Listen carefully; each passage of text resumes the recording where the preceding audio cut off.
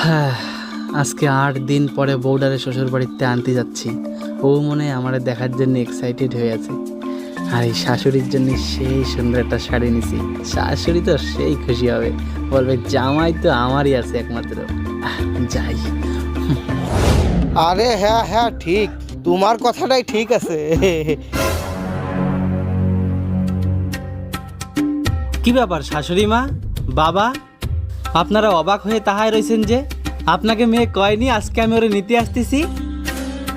এ জামাই ও কি কয়? আরে বাবা, মাইয়ে তো 2 দিন আগে তোমার সাথে দার্জিলিং বেড়াতে যাবে বলে চলিয়ে গেছে। ওরে, এই জন্য আমার 2 দিন আগে মনটা কেন ফুরত ফুরত করতেছিল রে। দুদিন ঘুরে আসে না।